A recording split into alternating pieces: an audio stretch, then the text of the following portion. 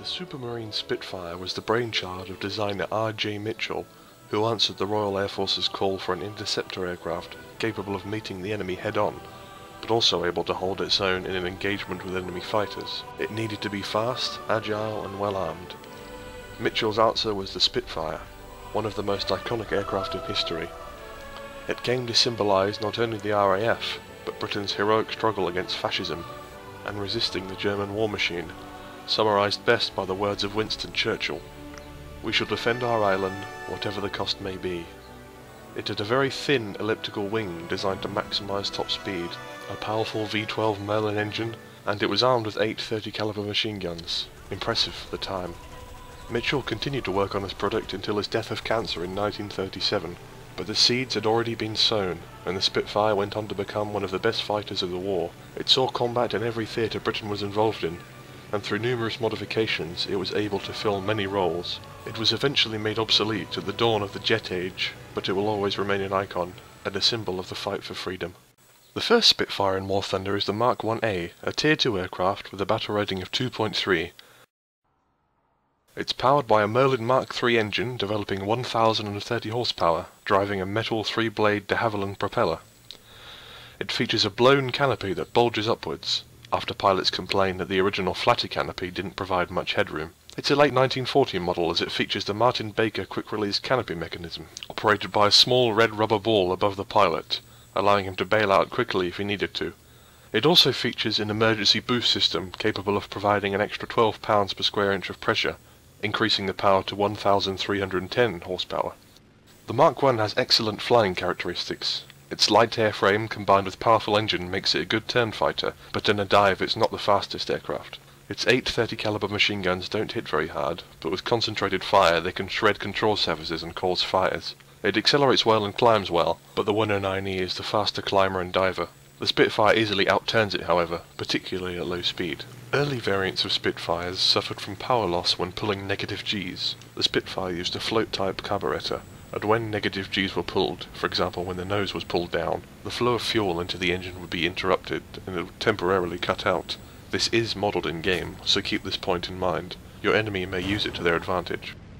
The next variant in-game is the Mark II, Tier 2, battle rating 2.7. It uses the more powerful Merlin Mark 12 engine developing 1,175 horsepower. It also uses a new Rotol wide-bladed propeller. The Mark II is heavier than the Mark I, so top speed was reduced at higher altitudes, but below 17,000 feet the Mark II was around 7 miles per hour faster. It also had a better climb rate.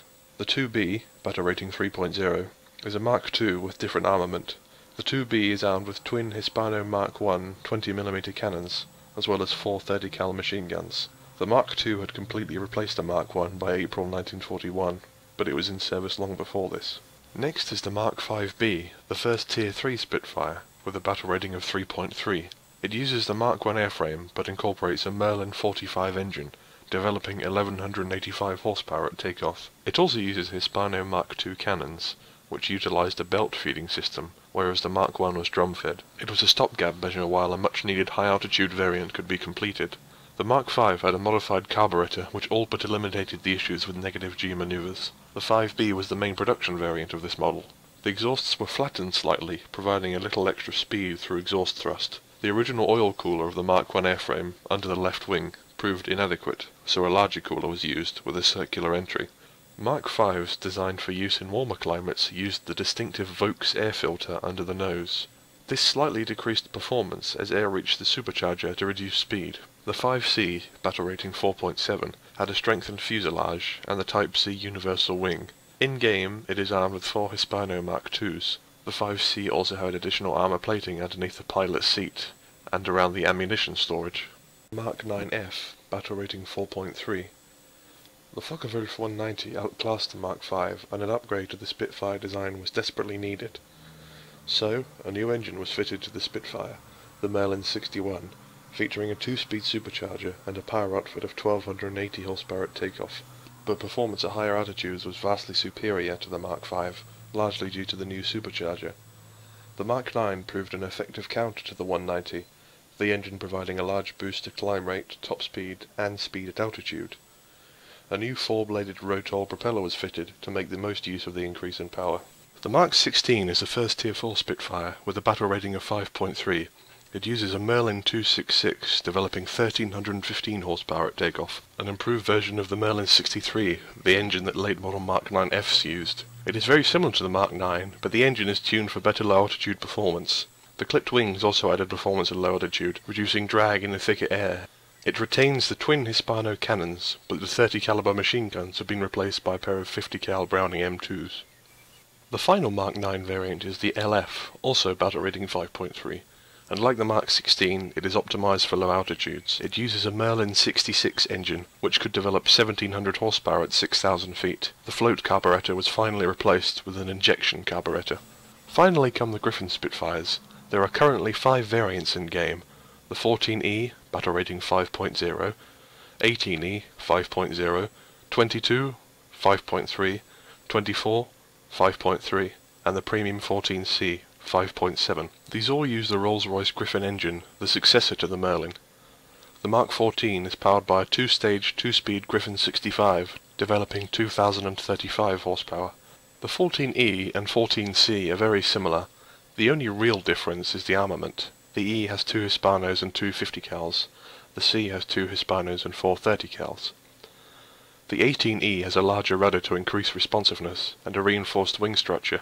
It also carries extra fuel in the fuselage. The Mark 22 is based on the 21, which was a redesign of the original Spitfire airframe. A stronger airframe and wings were required to maintain stability while travelling at higher speeds than the Merlin could manage. Ailerons were 5% larger, and the propeller's diameter was 7 inches larger than the 14's. The gap between the landing gear was widened to improve handling on the ground, and the wheels themselves were strengthened. The 22 had a cut-back rear fuselage to save weight and reduce the plane's overall air resistance, and a teardrop-shaped canopy was installed. It also had larger vertical and horizontal stabilizers to increase stability. The Mark 24 was the final Spitfire variant produced.